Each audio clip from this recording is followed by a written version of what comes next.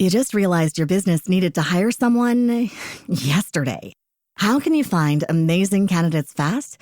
Easy. Just use Indeed. Stop struggling to get your job post seen on other job sites. With Indeed sponsored jobs, your post jumps to the top of the page for your relevant candidates, so you can reach the people you want faster. According to Indeed data, sponsored jobs posted directly on Indeed have 45% more applications than non-sponsored jobs. Don't wait any longer. Speed up your hiring right now with Indeed. And listeners of this show will get a $75 sponsored job credit to get your jobs more visibility at Indeed.com/kidsandfamily. Just go to Indeed.com/kidsandfamily right now and support our show by saying you heard about Indeed on this podcast. Terms and conditions apply. Hiring? Indeed is all you need. All right, welcome back to the Deep Dive. Today we're diving headfirst into a rivalry that's got more layers than a Midwestern onion. Indiana Hoosiers versus those Ohio State Buckeyes. Yeah, and on the surface, it's that classic underdog story. Oh, absolutely. Gotta love that David versus Goliath vibe. But there's more to it, a lot more. Oh, yeah. Way more than just wins and losses. We're talking history, tradition, two totally different programs clashing on the gridiron.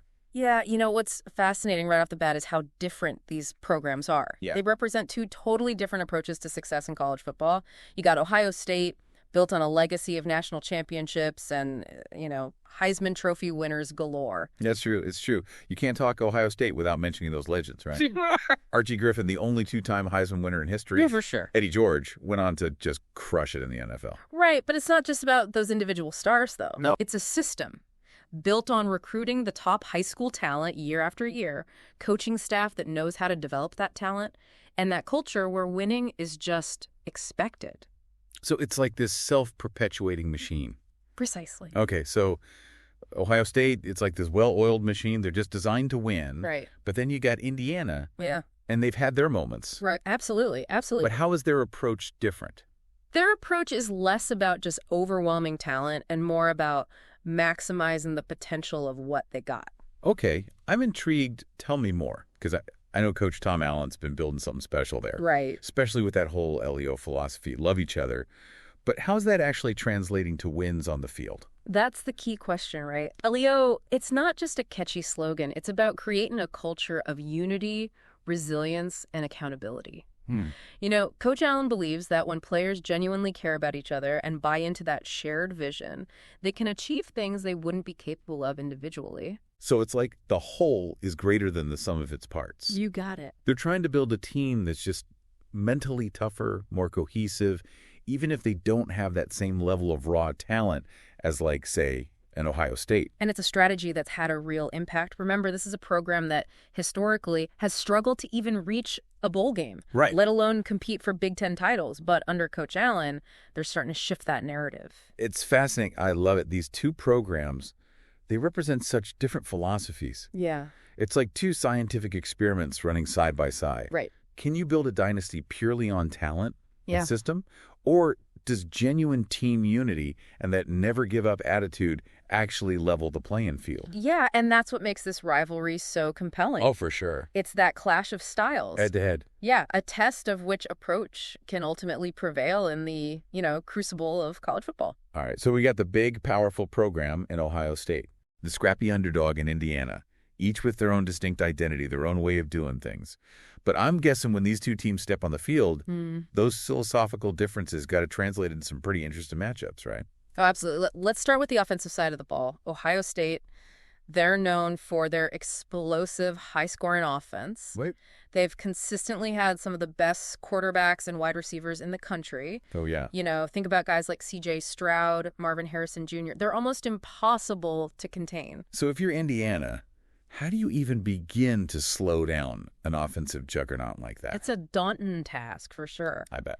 Indiana's defensive strategy has often been a mix of trying to disrupt Ohio State's rhythm with aggressive blitzes and disguising their coverages to confuse the quarterback. So you try to create chaos. Yeah. Make it hard for them to get comfortable, execute their game plan. Right.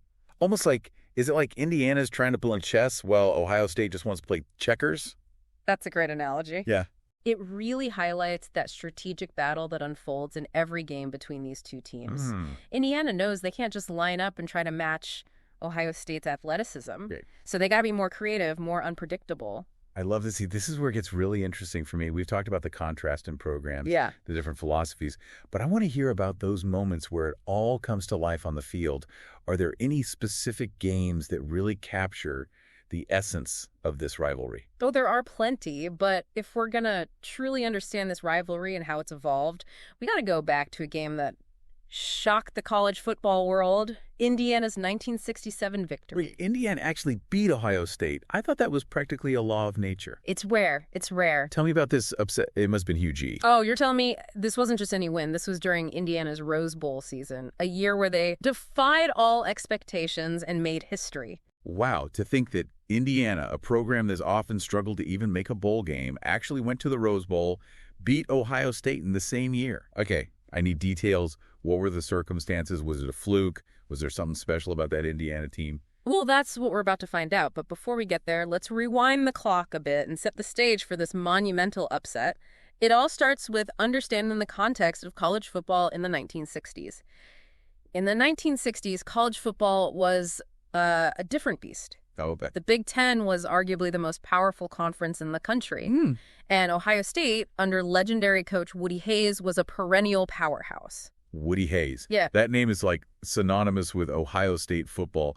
Wasn't he known for that fiery personality and that iconic hat he always wore? Exactly. Larger-than-life figure, demanding coach. Oh, yeah. Instilled a culture of discipline and toughness in his players. Ohio State under Hayes, that was a team you simply didn't expect to lose to, especially not to a team like Indiana. So you're telling me that Indiana, in their Rose Bowl year, managed to topple the mighty Ohio State, coached by Woody Hayes.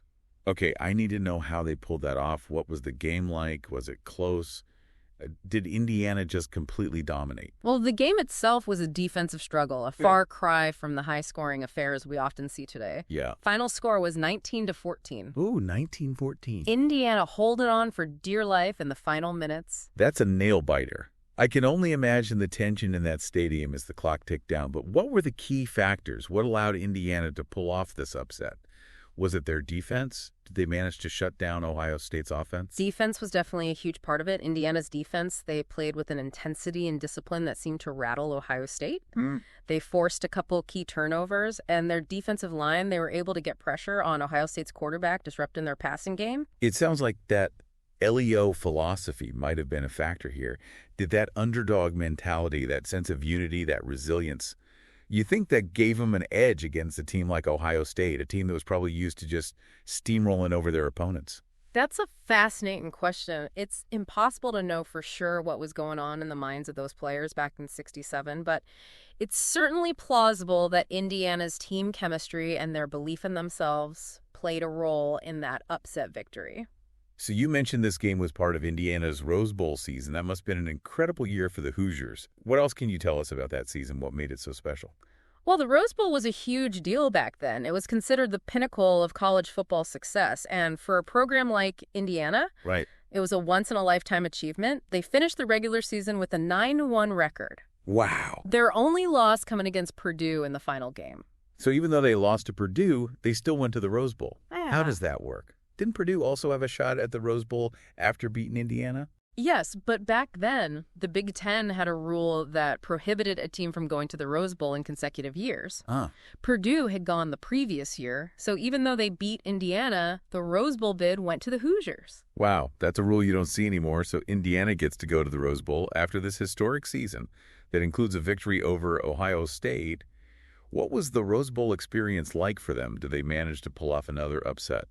Unfortunately, the Rose Bowl didn't go their way. They faced off against the powerhouse USC Trojans, led by legendary running back O.J. Simpson, and lost 14-3. Oh, so close. But still, what an accomplishment for Indiana to beat Ohio State and go to the Rose Bowl in the same year. Right. That's something that Hoosier fans are probably still talking about today. Absolutely. It's a testament to what can happen when a team comes together, believes in itself, and plays with heart and determination. It's a reminder that even in a sport dominated by powerhouses like Ohio State, anything is possible on any given Saturday. Exactly. That's why we love college football. Right. The upsets, the drama, the moments that defy expectations. Okay, so we've established that Indiana can pull off the upset, but let's be honest, those victories, few and far between. Yeah, For the most part, Ohio State has dominated this rivalry over the years. for sure. Yeah, is there a particular game that really showcases Ohio State's power and why they've been so consistently successful? Well, if you want to see offensive fireworks, a game that went down to the wire, look no further than the 2012 matchup. Okay. This one ended with a score of 52-49. 52-49. That's not a football score. That's a basketball score. Yeah. Tell me everything. What made this game so memorable? It was a back-and-forth battle from start to finish. Both offenses were clicking. Quarterbacks were making incredible throws. Receivers making highlight reel catches. I can only imagine the atmosphere in the stadium. Were you there? What was it like witnessing this offensive explosion in person? I wasn't at that particular game, but I've seen plenty of footage and heard countless stories from people who were there. Yeah. They described it as an absolute roller coaster of emotions. It must have been hard for fans to even catch their breath with both teams trading touchdowns like that, who ultimately came out on top. How did Ohio State manage to edge out Indiana in such a high-scoring affair? Ohio State ultimately won, but it came down to the final seconds. They had a late-game drive that culminated in a field goal as time expired. So even in a game where Indiana put up 49 points, they still couldn't quite get over the hump against Ohio State. Seems like that's been a recurring theme in this rivalry. It has, but even in those losses, Indiana has shown flashes of brilliance and a willingness to fight until the very end. That's the thing about rivalries like this, right?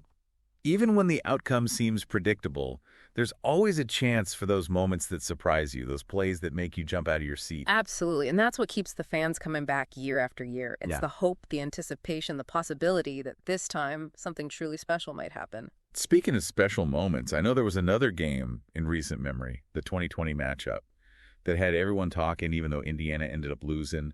What was it about that game that made it stand out?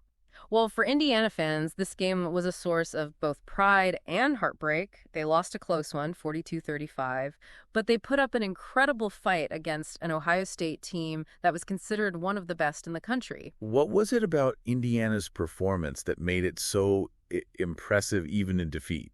Did they have like a specific player that just had a breakout game or something? Their quarterback, Michael Penix Jr., had a phenomenal performance. He threw for almost 500 yards and 5 touchdowns. Wow.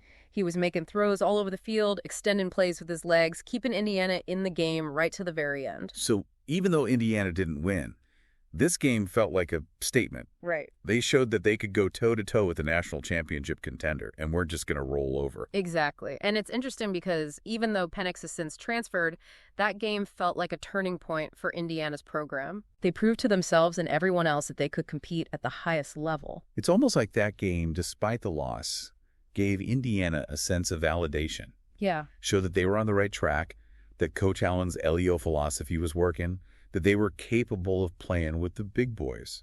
You could feel the shift in energy around the program after that game. There was a sense of belief, a confidence that they were no longer just the lovable underdog, but a legitimate threat in the Big Ten.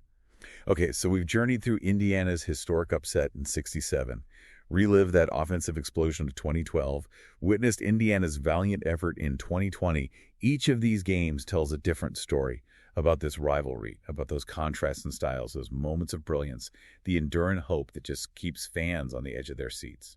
And what's fascinating is that this rivalry is more than just a series of games played on a field. It's a reflection of the cultural landscape of the Midwest, the history and identity of these two states, and those passionate fan bases that fuel the fire of this competition. Now you got me thinking about the bigger picture. What is it about rivalries like this that capture our imaginations? Why do we invest so much emotion in the outcome of a game, especially when it involves our alma mater or the team we grew up rooting for? Those are great questions, and I think they get to the heart of what makes sports so compelling. But before we dive into that, let's take a step back and consider the cultural context of this rivalry, because it's more than just a game. It's a reflection of the region itself. Yeah. It really is. When you think about it, this rivalry, it goes way beyond the football field. We're talking about two states that are geographically and culturally intertwined. Yeah, for sure. There's this shared history, a sense of Midwestern pride. Yeah, it is. It's like a sibling rivalry, isn't it? But you compete, you argue, you maybe even tease each other a little bit, but deep down there's this bond. Yeah. Connection that can't be broken. Right. So you're saying that this Indiana-Ohio State rivalry is like a microcosm of that larger dynamic between these two states. I think so. It's a way for fans to express that regional pride, to channel that competitive spirit into something fun and meaningful. Exactly. Think about all the traditions that have built up around this rivalry, the tailgates, the pregame festivities, the generations of families who've made this game a part of their annual rituals. Yeah. It's more than just watching a football game. It's about connecting with your community, sharing an experience that transcends the sport itself. It's almost like a cultural touchstone, right? Yeah. It's something that brings people together, gives them that sense of belonging. And in a world that can feel increasingly divided, those shared experiences are more important than ever. Couldn't agree more. Now, let's shift gears a bit and look ahead to the future of this rivalry.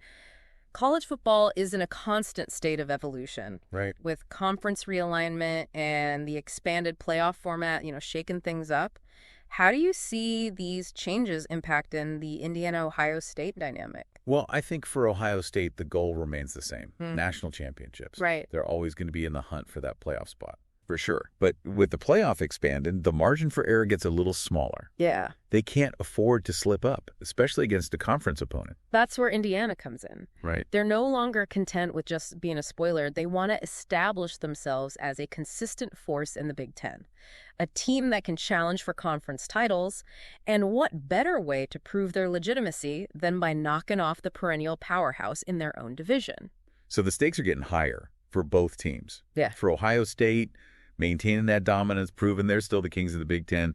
And for Indiana, taking that next step, showing the college football world that they're a program on the rise. Absolutely. And this brings us back to that question that's been lingering in the background throughout our deep dive. Will Indiana ever break through and defeat Ohio State again? It feels like we've explored so many aspects of this rivalry, the historical context, the contrast in styles, those unforgettable moments. But that one question just hangs in the air. Yeah. It's like, it's the ultimate test for Indiana. Right. The final boss they need to defeat to truly prove their arrival. It's the dream, isn't it? For Indiana fans, it's about more than just winning a game. It's about conquering that psychological hurdle, Right. exercising those decades of frustration, finally stepping out of the shadow of their biggest rival. Man, it would be a seismic shift in the college football landscape if Indiana could beat Ohio State. Oh, yeah. It would send shockwaves through the Big Ten and beyond.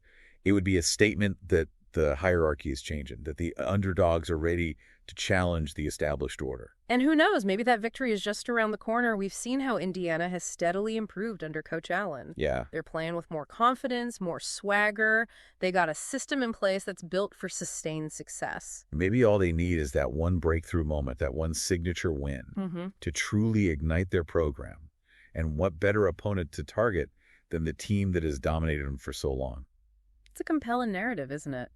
The underdog rising up to slay the giant. It's a story that's captivated sports fans for centuries, and it's one that could very well play out in the future of this rivalry. I think you've hit on something really important here. It's not just about the wins and losses. It's about the stories we tell ourselves, the narratives that give meaning to these games. And in this case, with the Indiana-Ohio State rivalry, there's this sense that the story isn't finished yet. It's not over. There's still a chapter waiting to be written. Who knows what that chapter will hold? Maybe it's a story of continued dominance for Ohio State. Maybe it's a tale of redemption for Indiana, a moment where they finally rewrite the script and claim their place among the elite. I guess we'll just have to wait and see how it all unfolds. But one thing is for sure, this Indiana-Ohio State rivalry, it's alive and well. It's alive. It's a matchup that's filled with history, passion, a healthy dose of that Midwestern grit. And that's why no matter what the records say, no matter how many times one team's dominated the other, this game will always matter. It's going to capture our imaginations and remind us why we love college football. Well said. I think we've covered a lot of ground today. We have. We've gone deep into the history, the strategies, the cultural significance of this rivalry. Hopefully, we've given you, the listener, a deeper appreciation for what makes this matchup so special. I always say the best deep dives leave you with more questions than answers. And as we wrap up our exploration of the Indiana-Ohio State rivalry, I'm left wondering, what will that next chapter hold? Will we see Indiana finally break through and reclaim that long-lost victory? Or will Ohio State just continue to assert their dominance? Only time will tell, but one thing's for certain. This rivalry will continue to captivate us, surprise us, and remind us why college football is such a beloved sport. Thanks for joining us on this deep dive. We'll see you next time for another exploration of this fascinating world of sports. Today is your lucky day. Today is the day that our $3 website works for you, paying you directly to your PayPal daily. Imagine $3 ongoing continuous payments to your PayPal account. Imagine falling asleep and waking up to $300 in your PayPal account. How would this make you feel? How could this help you? What bills could you pay? What kind of fun could you have? What does that retirement look like now? All for a one-time payment of $3. This website is DFY done for you, fully built and completely hosted, and never stops collecting payments for you. You have spent $3 on coffee on a regular, but that coffee won't help you create multiple streams of income. Click the link below.